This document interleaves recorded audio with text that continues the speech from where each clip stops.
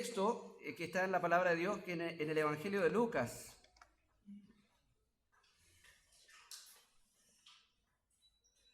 En el Evangelio de Lucas.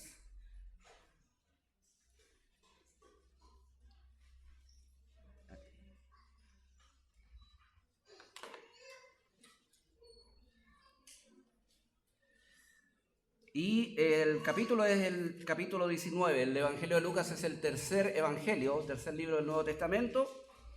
Y vamos a estar en el capítulo 19, considerando este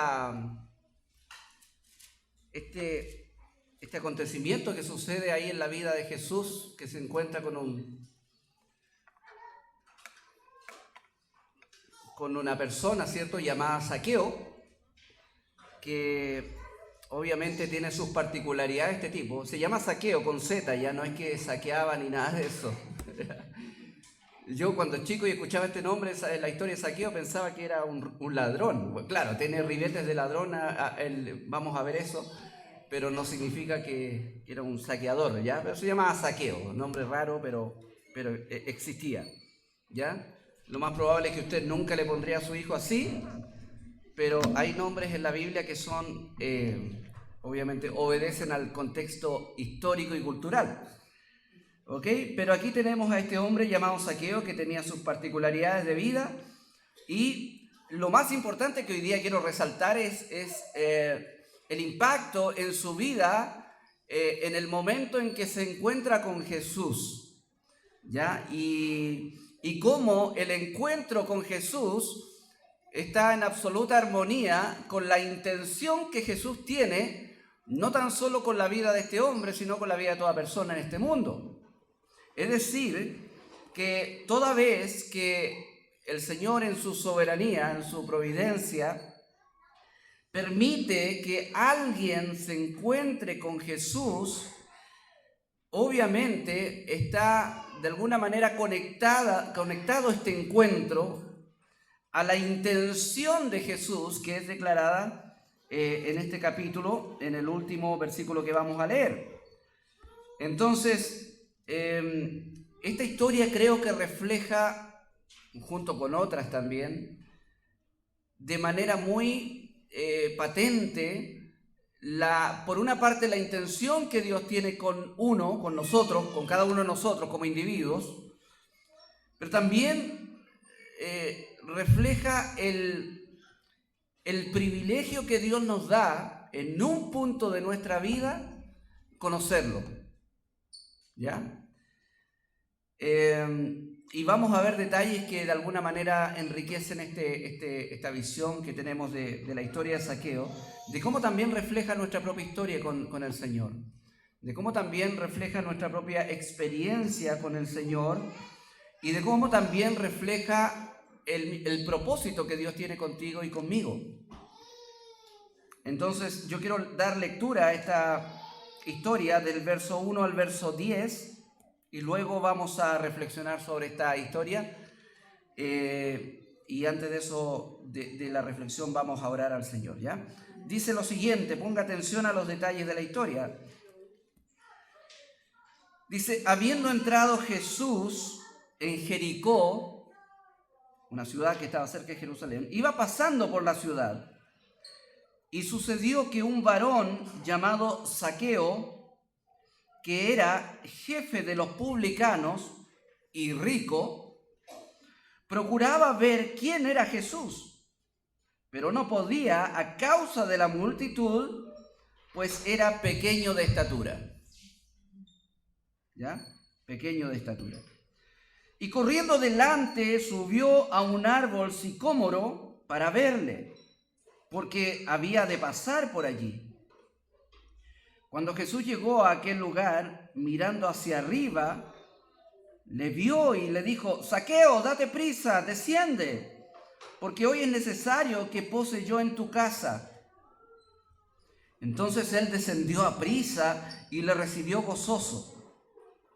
Al ver esto, todos murmuraban, diciendo que había entrado a posar con un hombre pecador. Entonces Zaqueo, puesto en pie, dijo al Señor: He aquí, Señor, la mitad de mis bienes doy a los pobres, y si en algo he defraudado a alguno, se lo devuelvo cuadruplicado. Jesús le dijo: hoy ha venido la salvación a esta casa, por cuanto él también es hijo de Abraham. Porque el Hijo del Hombre vino a buscar y a salvar lo que se había perdido. ¿Ya? Dice, porque el Hijo del Hombre vino a buscar y a salvar lo que se había perdido.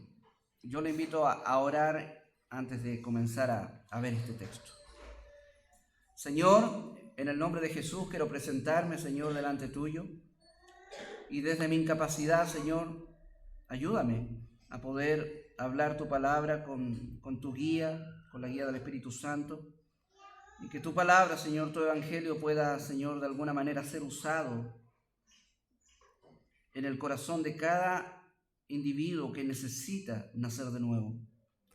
Señor, yo te ruego que aún a mí tú puedas hablar a mi vida en este texto, que es tu palabra viva, y permítanos, Señor, considerar la preciosa obra de Cristo y la intención gloriosa de Cristo con nosotros. Te lo pido, Señor, en humildad, en nombre de Jesús. Amén. Bueno, aquí tenemos a un tipo que tiene sus particularidades, pero tiene también algunas inquietudes. Particularmente, él tenía la inquietud de conocer a este Jesús, ¿ya? Lo más probable es que este individuo escuchó hablar de Jesús. Mire, en esos tiempos Jesús no era un rockstar, ¿ya? Pero era bastante famoso en la tierra, en la provincia de Palestina, ya sea en Judea, en Israel al norte, en Samaria, en Galilea y también al sur, en Judea, aún al otro lado del Jordán, ¿ya? Geográficamente es como decir, no sé, de Coquimbo a Talca, todo el mundo conocía acerca de Jesús. Ya en ese tiempo no había internet, no había noticias, no había CNN, pero se escuchaba hablar de esta persona que andaba por varias partes haciendo milagros, en algunos casos sanidades, en otros casos echaba fuera demonios, en otros casos hacía milagros de tipo creativo, como la multiplicación de los panes y los peces. En otros casos, dejaba estupefactos a los que estaban ahí presenciando todo, porque de repente, por ejemplo, hacía calmar las tormentas, qué sé yo, una serie de cosas que hablaban de que esa persona llamada Jesús, nacido en Belén, criado en Nazaret, un barriucho, ¿ya? En Nazaret, no era normal. Entonces, más encima, esta persona llamada Jesús no solamente hace cosas increíbles, sobrenaturales, sino también él dice algo de sí mismo. Él dice ser el Hijo de Dios y él dice ser el Salvador prometido en el Antiguo Testamento. Él dice ser el cumplimiento de todas las promesas del Antiguo Testamento. Él dice ser el Redentor del mundo. Él dice ser Dios mismo. De hecho, la razón primaria por la cual los judíos querían dar muerte a ese tipo llamado Jesús era porque él mismo, decían ellos, siendo hombre, se hace Dios. Entonces, hay varias alternativas: o este tipo era un loco, o era un mentiroso, o realmente era quien decía ser. Las evidencias que muestran la narrativa histórica de los evangelios demuestran que él, valga la redundancia, demostró, ¿ya?, ante los ojos de todos que realmente él era lo que decía ser. Ahora, ¿quién decía ser él? El Hijo de Dios, hecho hombre. Por eso aquí en el verso 10 dice, porque el Hijo del Hombre no es apodo, es un título, eso, es un título que Jesús se da a sí mismo y lo extrae del Antiguo Testamento, del libro de Daniel, donde se profetiza que un día va a venir el Hijo del Hombre. Entonces él toma este nombre para sí. ¿Y por qué se llama Hijo del Hombre? Si en otras partes, sobre todo en el Evangelio de Juan, se llama el Hijo de Dios. Bueno, ¿es el Hijo del Hombre o es el Hijo de Dios? Bueno, ambas cosas. Porque respecto a su naturaleza, Él es Dios hecho hombre. Juan capítulo 1 dice que el Verbo, quien era Jesús, dice, en el principio, es decir, en el origen de todas las cosas, existía el Verbo, Jesús. Y el Verbo convivía con Dios y el Verbo era Dios. Y dice también en el mismo capítulo 1 del Evangelio de Juan, dice que ese Verbo se hizo carne y habitó entre nosotros. Entonces, Jesús es Dios hecho hombre. Pero a pesar de que en muchas oportunidades Él se dice a sí mismo ser el Hijo de Dios, pero también en innumerables oportunidades Él dice ser el Hijo del Hombre. Y creo que la intención primaria en esto es que Jesús, siendo Dios, Él de alguna manera entendía que nosotros los mortales, por decirlo de alguna manera, la gente de a pie, como se dice hoy día, los comunes y corrientes, necesitábamos entender cuán cercano estaba ese Hijo de Dios a nosotros. Y se define a sí mismo como el Hijo del Hombre. Entonces, este Hijo del Hombre llamado Jesús va por, dice la Biblia, aldeas, ciudades, pueblos, por todas partes. Ciudades grandes, aldeas chiquititas, en todo lugar, sanando gente, pero particularmente, más que cualquier actividad, Jesús tenía una en particular más preponderante que todas las demás. Y que le define, ¿ya? Por ejemplo, Él vino a hacer muchos milagros, ¿ya? Él hizo milagros sobrenaturales, usando las leyes naturales y en otros casos no usando las leyes naturales. Por ejemplo, Él dio vista a los ciegos, Él hizo que paralíticos pudieran tener la posibilidad de caminar, Él sanó a gente que estaba con lepra, ¿entiendes? Él hizo hablar a un mudo y Él hizo tremendos milagros, resucitó a un par de personas a la vista de toda la gente. De hecho, a Lázaro mismo, que según el relato histórico llevaba ya 4 días muerto en la tumba. Tanto así que cuando Jesús quería resucitarlo, su familia le dijo, no lo haga porque debe estar fétido. Y Él le resucitó. Entonces, pero Cristo no vino para ser un milagrero. Dios puede hacer un milagro en tu vida, pero no es el propósito primario de Dios. El judío, dice la Biblia, vivía por eso. Dice la Biblia que el judío pide señales. Y nosotros tenemos esa media onda judía, ¿cierto? Si no veo, no creo. Entonces exigimos evidencias. Ahora, conociendo la cultura judía, Jesús justamente hizo milagros para evidenciar que Él era lo que decía ser. Pero Él no vino para ser un milagrero.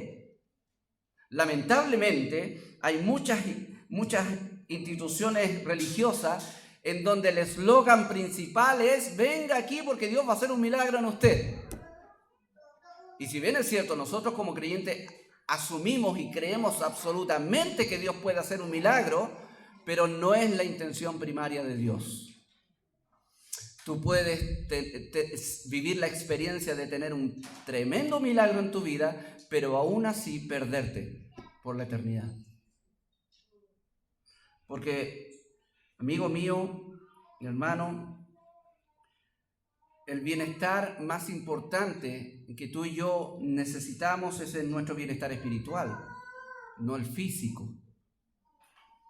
Cristo es el Salvador, pero el Salvador en respecto a nuestra realidad espiritual e integral, no a nuestra realidad física. Por ejemplo, en una oportunidad dice la Biblia que Él sanó a 10 leprosos, pero solamente uno volvió a darle gracias, evidenciando que fue impactado por la persona de Cristo, evidenciando que realmente hubo un asumir que Cristo era el Salvador. Y los otros 10, dijo Cristo, ¿dónde están? Los otros 9, perdón, ¿dónde están? No volvieron. Y ahí tienes 9 personas que recibieron tremendo milagro de Dios, quedaron sanitas, vivitas y sanitas, pero sin recibir el perdón y la salvación de Dios. Ahora, no por eso Dios le dijo, ya, ustedes entonces no van a ser sanados. No, porque Dios es un Dios que es misericordioso con cualquier tipo de persona. ¿Entiende? Independiente si es creyente o no es creyente. Dios, dice la Biblia, hace salir el sol sobre malos y buenos. Hace llover sobre justos e injustos. Su gracia común es capaz de impartir beneficios a toda la gente, seas quien seas. Sin embargo, el amor complaciente de Dios, ese amor complaciente que le lleva no solamente a darte cosas para que tú sobrevivas, sino que a darte cosas o a hacer de ti una relación, hacer contigo una relación como escuchábamos el Salmo, como tu pastor, como tu padre. De hecho, cuando el Señor enseña a orar a sus discípulos, le dijo, ustedes van a orar de esta forma: Padre nuestro que estás en los cielos. El judío llamaba a Dios Padre, pero no era lo normal, no era lo común. Para el judío, tal como mencionaba de alguna manera el hermano Daniel aquí, para el judío el nombre de Dios era tan exclusivo y tan santo que ni siquiera lo mencionaban. Entonces, eso hizo entender al judío que entre nosotros las criaturas y Dios, el Dios eterno, el creador de todas las cosas, hay una distancia pero inmensurable. Y es verdad.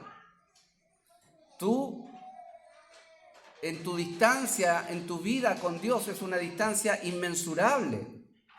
Hay una separación pero tremenda entre tú y Dios.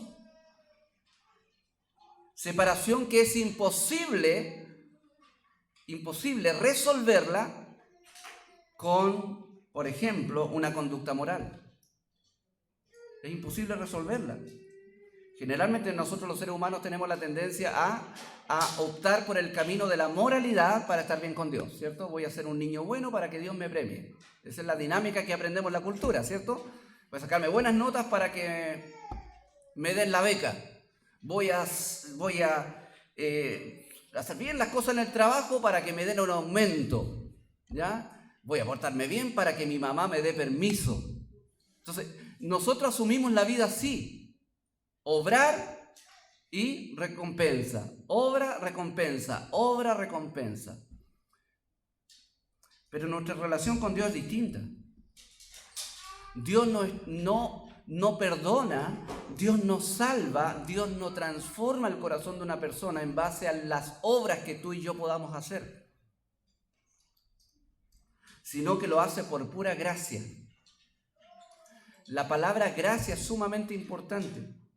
La palabra gracia, no gracias, ¿ya? Gracias con ese es agradecimiento, pero la palabra gracia es una palabra que significa un regalo, un don, una dádiva que te es dada, pero sin tú merecerlo.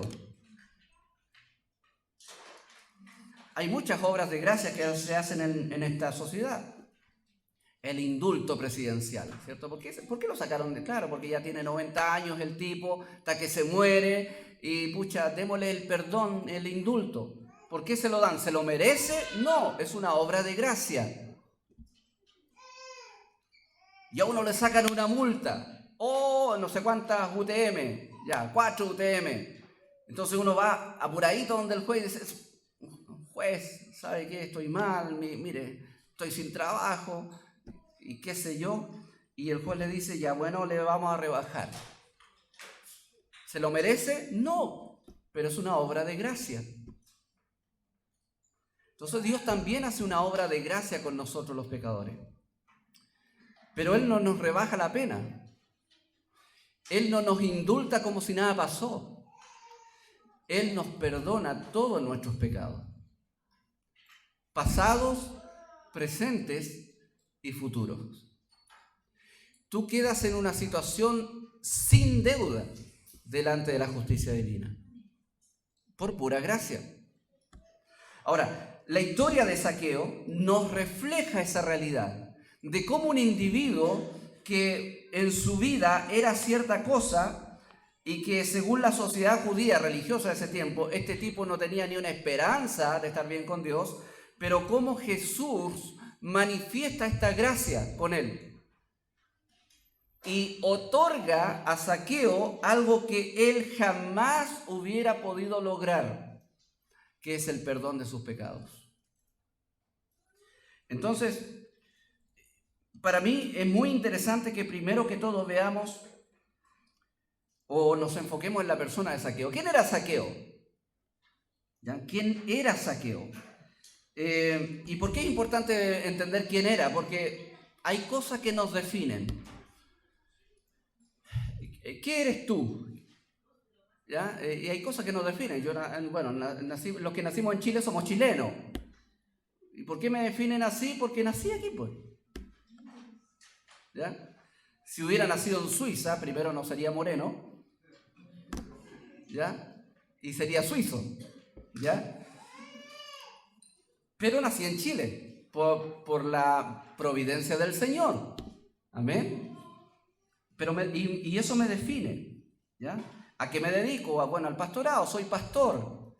¿Qué usted? Bueno, yo soy, algunos dicen soy carpintero, bueno, soy dueña de casa, soy estudiante, soy esto. Y hay cosas que nos definen, para bien o para mal. Hay algunos que están metidos en la droga y eso los define.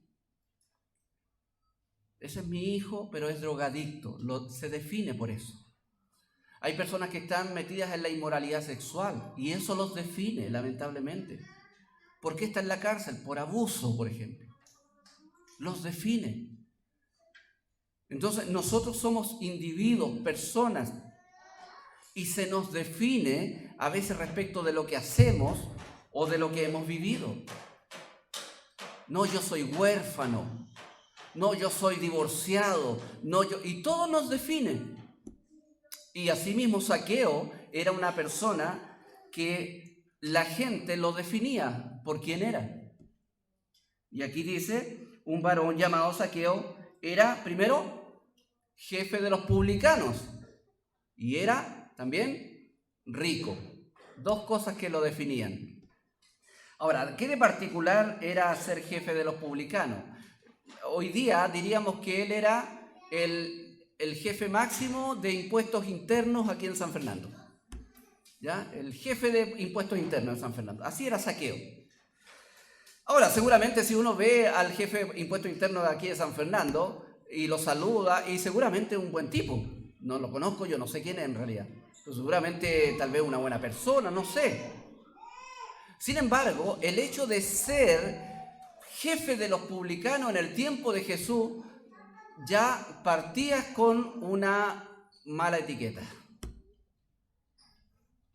O sea, era un tipo que nadie cotizaba mucho, porque ser publicano, por una parte, ya era mal visto por los judíos, porque era mal visto si el tipo solamente cobraba impuestos, porque el Imperio Romano tenía una estrategia para cobrar impuestos. El Imperio Romano reclutaba gente de las diferentes naciones para que esa gente le cobrara los impuestos para Roma a sus mismos conciudadanos. Pero para el Imperio Romano asegurarse que ese tipo que va a cobrar impuestos fuera leal al imperio, le decía, mira Juanito, tú vas a cobrar impuestos a tu pueblo. Roma exige 10.000 pesos de cada persona por mes. Por ejemplo, ya no existían los pesos ya. 10.000 pesos por cada persona. Pero tú, Juanito, como vas a hacer la pega, el trabajo, tú tienes la libertad de cobrar lo que sea. Lo único que necesita Roma son los 10.000 pesos por persona. Y iba Juanito, el publicano, y decía, ya, estoy aquí, vengo a cobrar impuestos, y se ponía en la mesa de los impuestos, sentado, esperando que la gente pasara, porque los soldados romanos fiscalizaban quién pagaba y quién no pagaba. Entonces era seria la cosa. Y él decía, ya, sus impuestos, Darío, sus impuestos, ya, señor publicano, ¿cuánto es? Son 50.000 pesos. Entonces, 10 para el imperio, 40 para él. ¿Me entiende? Y ellos tenían la libertad de, si querían, y Darío decía, no, es que no tengo. Bueno, 60.000 pesos, debido a su rebeldía. Y eran usureros, abusadores, por eso el judío le tenía odio a los publicanos. Porque ellos tenían la libertad de simplemente abusar monetariamente de la gente. Podían cobrar lo que querían. Por eso es que los publicanos en la sociedad judía tendían a ser los ricos de la sociedad. La gente adinerada, la gente de buena posición. Ahora, obviamente con esa conducta moral, o inmoral más bien dicho, los religiosos judíos simplemente no veían ninguna esperanza para estos publicanos de estar bien con Dios, ni siquiera de acceder a la bendición de Dios. Entonces, los publicanos formaban parte con otro montón de grupos de gentes como las rameras, los leprosos, los samaritanos. Había toda una casta social en donde el judío religioso, el judío promedio, decían, ellos no tienen esperanza de estar bien con Dios. Entonces hablaban de los judíos y los pecadores, los judíos y los gentiles, los judíos y los que no son judíos. Entonces el judío religioso tenía un privilegio, según ellos, de estar bien con Dios y de contar con el favor y la aprobación de Dios. El problema es que viene Jesús, Dios hecho hombre. Y como Jesús es Dios y conocía sus corazones, y como dice el Evangelio, no tenía necesidad de preguntar por tal o cual persona porque Él conocía lo que había en su corazón, Él en una oportunidad se dirige a toda esta casta religiosa y les comienza a hablar no muy simpáticamente. Y le dice, hipócritas, porque por fuera ustedes parecen lindos, son sepulcros blanqueados, le dicen, porque por fuera os mostráis lindos, pero por dentro están llenos de muerte. Y esa es una de las cosas que identifica a la religiosidad, no solamente judía, sino que a nuestra propia religiosidad. Por fuera podemos ser una cosa, pero ¿qué somos por dentro? Y no me malentienda, no significa que lo único que a Dios le interesa es lo que siento por dentro y no lo que vivo por fuera, no. Pero es más fácil vivir por fuera teniendo una vivencia muy distinta en mi interior. Es muy fácil eso. Yo puedo, por ejemplo, siempre pongo este ejemplo, yo puedo estar fingiendo aquí. Yo puedo haber estudiado teología y puedo haber estudiado, ¿cómo se llama para hablar en público? Esas cosas. Y oratoria, y puedo estar simplemente fingiendo, como sucede en muchas oportunidades. Y ustedes me conocen pastor, o yo le conozco a usted, el hermano tanto, pero el asunto es qué hay por dentro, quién soy realmente. Porque nos definimos por lo que vemos, por lo que somos, por lo que hacemos. Pero Dios no se deja guiar por esas definiciones. Para la gente, este hombre era un publicano que no tenía ni una esperanza. Para Jesús, eso no lo definía. Entonces, tú aquí puedes estar hoy día siendo una muy buena persona socialmente, o el peor vicioso que no tiene ni siquiera esperanza pero no importa lo que eres hoy. O sea, Dios no te define como tú te defines. Dios no nos define como nosotros nos definimos. Dios nos define según sus propios criterios. Y esa definición es la que nosotros debemos tomar en cuenta. Yo no soy mala persona, pero Dios dice, pero si eres pecador y necesitas salvación, necesitas perdón. ¿Entiendes? O puedes decir, no, yo soy muy pecador y no tengo esperanza. Sí, eres pecador, pero tienes esperanza. ¿Entiendes? O sea, la definición que Dios hace de nosotros es la que importa. Entonces, Zaqueo era jefe de los publicanos, o sea, no solamente era un publicano mal visto por los demás, sino que era el jefe de esos mal vistos. Y era rico. Lo más probable es que su riqueza la obtuvo a punta de usura y trampas. Dice que procuraba ver quién era Jesús, pero no podía a causa de la multitud. O sea, había harta gente que quería ver a Jesús y no podía porque era, dice, pequeño de estatura, ¿ya? Un detalle, pero creo que es sumamente importante, ¿ya? Creo que una de las importancias prácticas de este detalle que pone el evangelista Lucas aquí es el hecho de que muchas veces también las particularidades físicas definen a uno. Entonces, por ejemplo, está ahí cuando somos gordos, somos flacos, somos feos y no tenemos, porque esta sociedad a todas luces fomenta demasiado la apariencia, por ejemplo. Entonces aquí pareciera que los lindos triunfan y los feos son los esclavos de los lindos, no sé, ¿ya? De ahí, esa es la naturaleza del bullying, por ejemplo. ¿Me entienden? El despreciar a otros y el apreciarse sobremanera a uno. Entonces, bueno, aquí tenemos un pequeñito, ¿cierto? Un chaparrito, ¿ya? Como lo era Zaqueo. Y obviamente le traía desventajas. Él quería ver a Jesús, no podía por causa de su estatura. Entonces, ya tenemos que también hay una desventaja desde un punto de vista físico. Pero dice el verso 4 que él corriendo adelante subió a un árbol sicómoro. El sicómoro es como una especie de higuera, ya para que entiendan bien, es como una especie de higuera. Entonces se subió a este sicómoro para verle porque había de pasar por allí.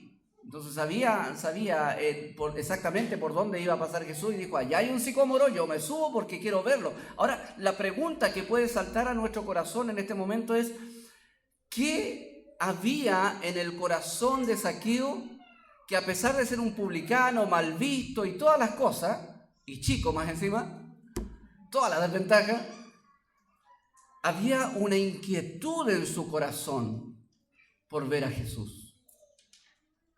O sea, sin duda que abiertamente no existe un detalle en la narrativa aquí que nos dice, mire, por eso tenía interés de ver a Jesús. No, pero hay una cosa clara que podemos deducir a la luz de todo lo que la Biblia dice. Que cuando en tu vida hay una inquietud por Dios, cuando en mi vida hay una inquietud por Dios, no es una inquietud que nace de nuestra propia naturaleza, sino es algo que Dios puso ahí. Porque en nuestra naturaleza hay una particularidad. Dice la Biblia, no hay quien busque a Dios. No hay quien busque a Dios. Todos nosotros por naturaleza rechazamos a Dios. A veces no violentamente, pero sí tenemos, ¿ya? O sea, simpatizamos con Dios, pero no lo amamos, ¿ya? Nos caen bien algunas cosas del Señor, pero no lo amamos, no estaríamos dispuestos a decir que Él es mi Señor, Él es mi amo, Él es mi dueño, ¿ya? Sí lo podríamos decir de una persona a veces, ¿ya? No, esa mujer es mi dueña, al amor, ¿cierto? Pero no somos capaces de decirle a Dios, Dios es mi dueño. A lo más que podemos decir en la sociedad, Dios es mi copiloto, ¿ya? Pero no, Dios es mi piloto. No, el Señor quiere ser nuestro Señor.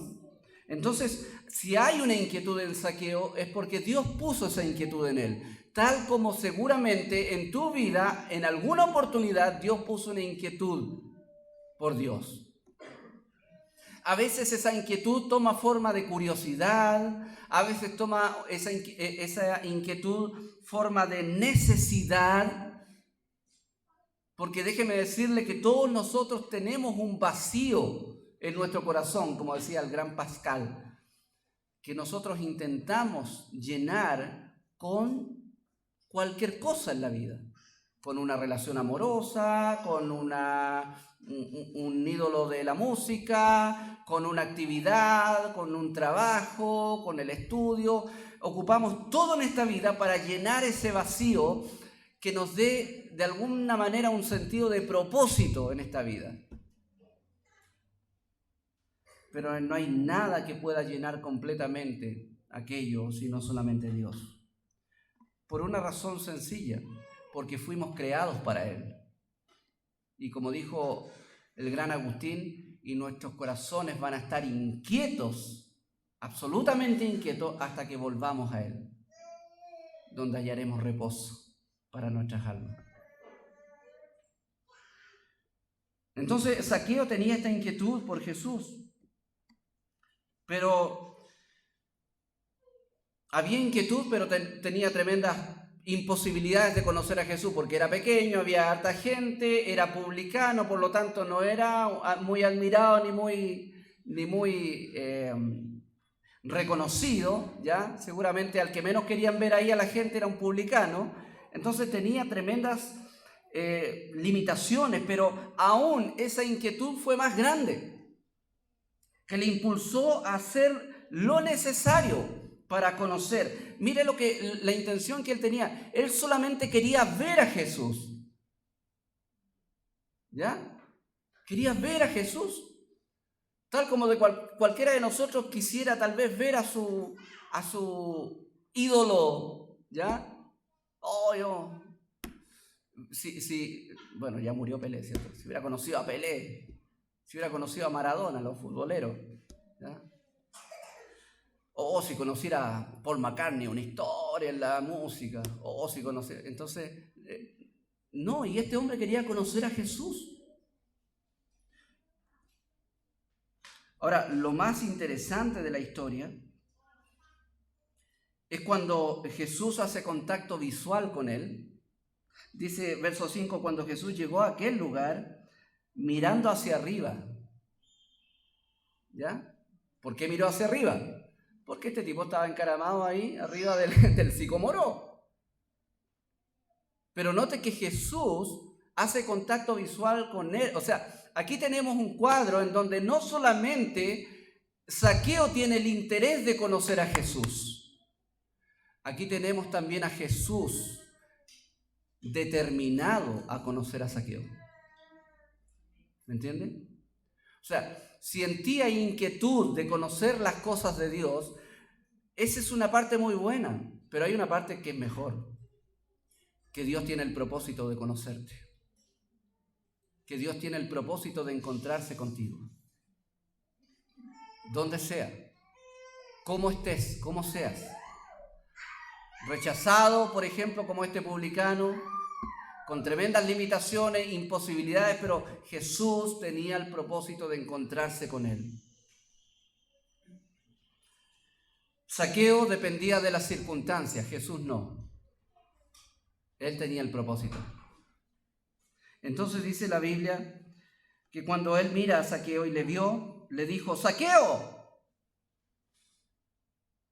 Obviamente aquí tenemos una evidencia de su divinidad. ¿Por qué? Porque sabía el nombre de este tipo, ¿ya?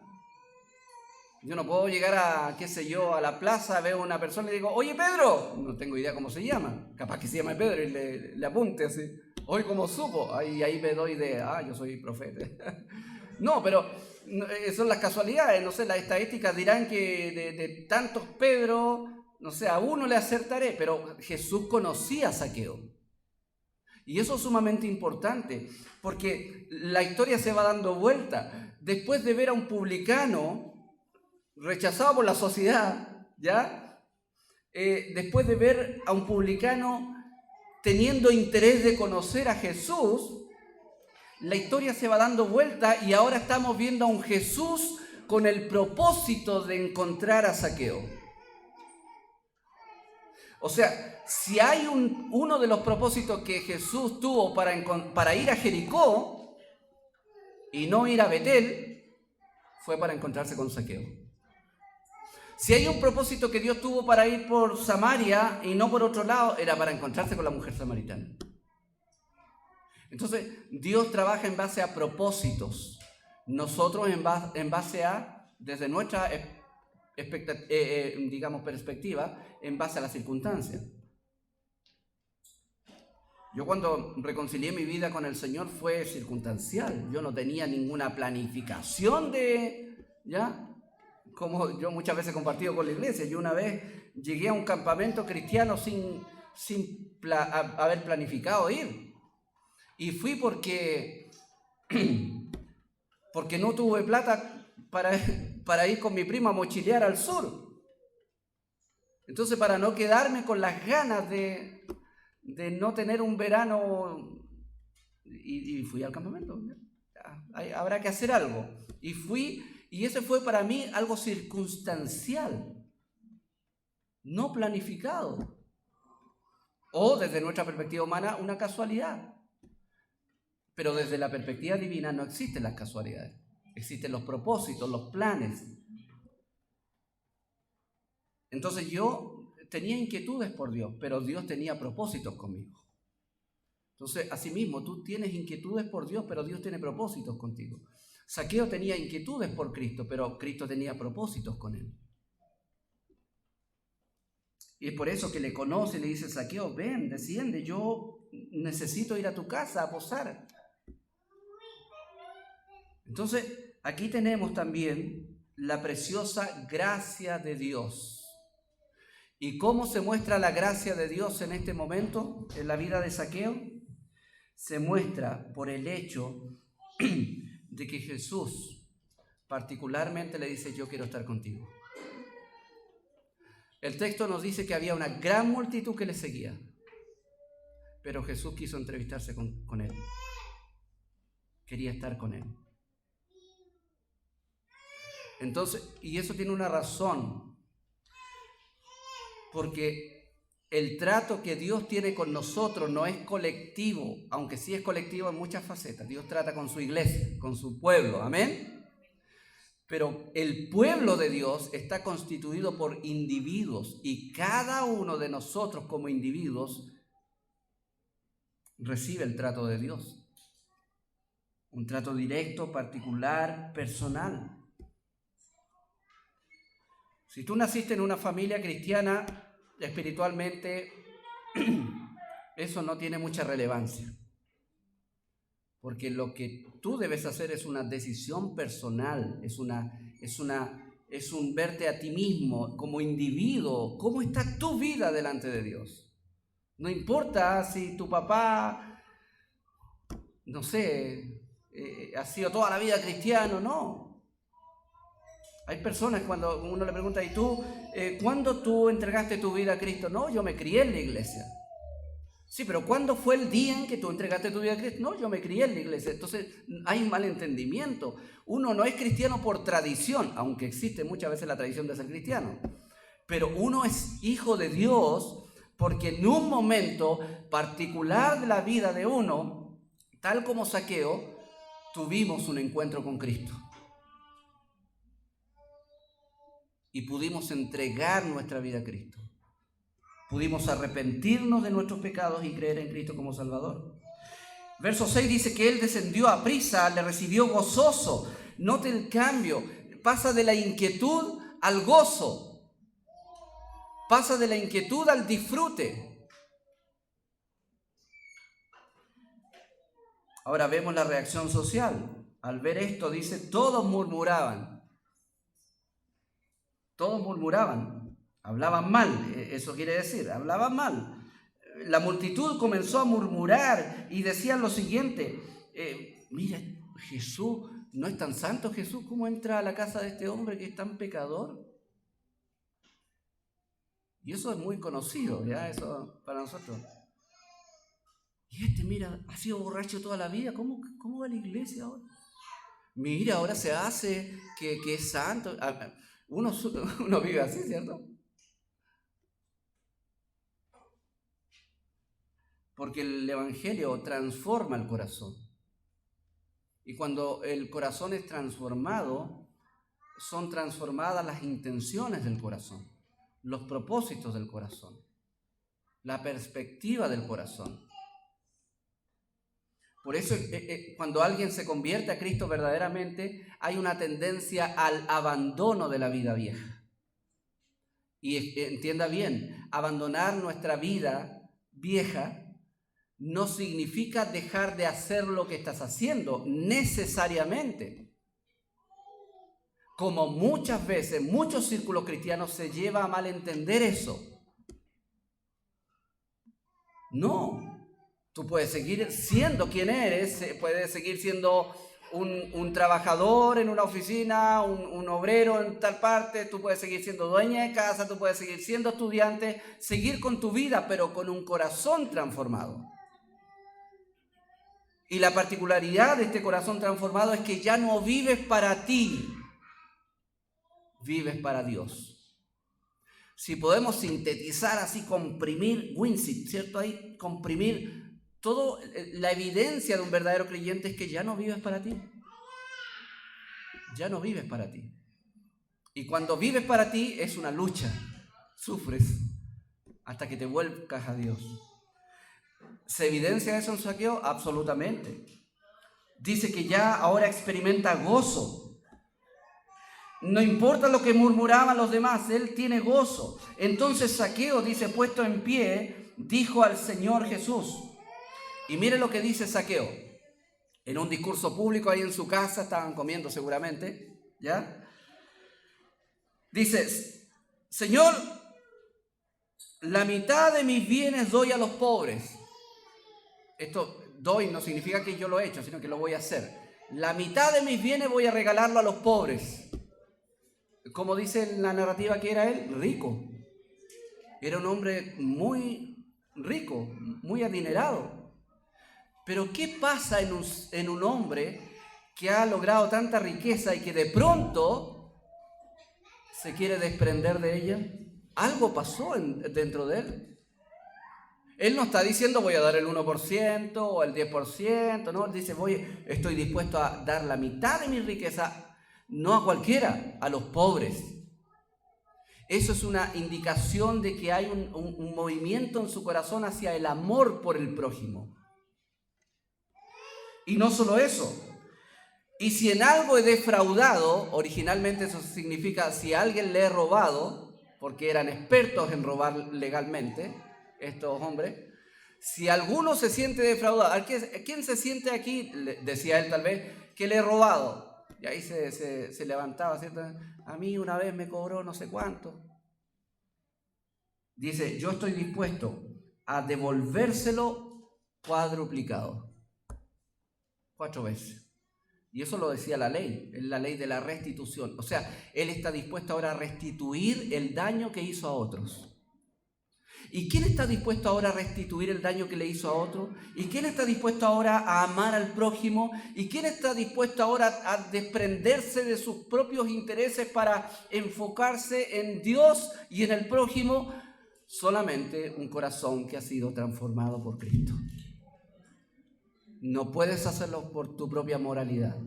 No puedes hacerlo con una disposición personal. No puedes hacerlo tú. es necesario que haya un milagro de Dios en tu vida como lo hubo en Zaqueo. Tan evidente fue este cambio que Jesús dijo: hoy ha venido la salvación a esta casa. Hoy ha venido la salvación a esta casa. ¿Cuándo? Cuando Zaqueo manifestó un tremendo cambio en su corazón. Yo puedo decir hoy día: no, yo soy cristiano, y si no hay cambios en mi corazón, porque déjeme decirle que anda una montonera de gente en esta vida diciendo que es cristiana, pero sus hechos gritan más que sus palabras.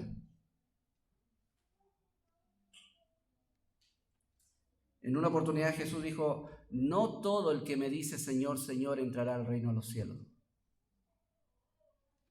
Vuelvo a repetir, anda mucha gente en esta vida diciendo que es cristiana, pero su vida dice otra cosa. Su conducta, su intención en el fondo. Porque todos cometemos error y todos pecamos, pero la intención de su corazón. Entonces, dice: hoy ha venido la salvación a esta casa. Por fin la casa de Zaqueo se iluminó con la gracia de Dios. De una vez la casa de este hombre se volvió en un centro de gozo, de disfrute espiritual. Y vuelvo al principio, ¿había esa esperanza para este tipo? No, era un publicano, era odiado por la gente, era chico, tenía todas las de perder. O sea, particularmente los religiosos, para Zaqueo no le daban ni una esperanza, pero viene Cristo y le da esperanza, y no solamente le da esperanza, sino que transforma su corazón. Lo mismo que pasa con la mujer samaritana, una mujer despreciada por todos, adúltera, tenía una vida mala y nadie echaba una ficha por ella, pero viene Cristo y transforma su vida. Y ahí tenemos a Nicodemo, el religioso que siempre se portó bien, que sabe mucho de Dios, y viene Cristo y le dice: tú necesitas nacer de nuevo. Tu religión no te sirve, tu religiosidad no te sirve, tú necesitas nacer de nuevo, del corazón. Amigo mío, amiga mía, si tú no tienes un cambio en el corazón, es vano que tú adoptes una religiosidad que te haga calmar la conciencia. No. Lo que tú necesitas no es calmar tu conciencia, es transformar tu corazón, como le pasó a Zaqueo. Por cuanto él también es hijo de Abraham. ¿En qué sentido? En que era parte del pueblo de la promesa. Y aquí está el verso 10, y con esto termino, la declaración de Jesús. ¿Por qué sucede esto en la vida de Zaqueo? ¿Por qué sucede esto en la vida de cualquier persona que no busca a Dios o que tiene inquietudes por Dios, pero de pronto es transformada por Dios? Dice: porque el Hijo del Hombre vino, ¿qué dice? Note esos dos verbos: a buscar y a salvar. Y es exactamente lo que Cristo en una oportunidad le dice a los discípulos: no es que ustedes me encontraron, yo los encontré. Claro, desde nuestra perspectiva uno tiene inquietudes, uno tiene una búsqueda espiritual. Pero esa búsqueda y esa inquietud obedece a la obra previa de Dios en nuestros corazones. ¿Por qué? Porque a menos que Dios haga algo en tu vida, tú no puedes hacer nada para salvarte. A menos que Dios haga algo en tu vida, tú no puedes hacer nada para perdonarte, para justificarte. Es por eso que el Hijo del Hombre vino. Él vino, y vino con un propósito definido: a buscar y a salvar. ¿Por qué yo fui a ese campamento una vez sin quererlo? ¿Y por qué yo montonera de veces me hablaban del Evangelio? ¿Por qué? Porque Dios vino a buscarme. Porque me estaba buscando. Yo no lo buscaba, yo la verdad es todo lo contrario. O sea, me gustaba la idea de Dios, pero era como decimos nosotros, ¿cierto? Quería estar bien con Dios, bien con el diablo. Entonces mi sueño era más mundano que otra cosa. Pero Dios me estaba buscando. Y lo que hizo la diferencia es el hecho de que Dios me buscó y me encontró y me salvó. No de que yo lo busqué y lo encontré. No, no, no. Es Dios quien me dio su amor. Entonces, cuando tú te das cuenta del amor que Dios te tiene, de que tú eres pecador, pecadora, y de que tú realmente toda la vida has vivido en rebeldía con Dios, desinteresado de Dios, indiferente, incluso odiando a Dios, pero aún así Él sigue amándote. Y sigue diciendo, no tienes tú por qué pagar por tus pecados. Cristo pagó por ti. Cristo dio su vida por ti. Él recibió el castigo. Él llevó nuestra culpa. Él llevó nuestro dolor. Él llevó nuestro pecado. ¿Por qué pagar nosotros? Entonces, si tú rechazas la salvación de Cristo, sí, tú lo vas a pagar.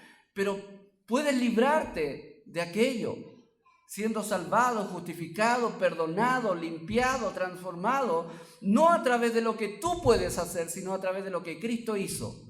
Lo único que te demanda Dios a ti es arrepentirte de tus pecados y confesar a Jesucristo como tu Salvador. Creer que Él murió por ti. Creer que resucitó también al tercer día para darte esperanza de vida.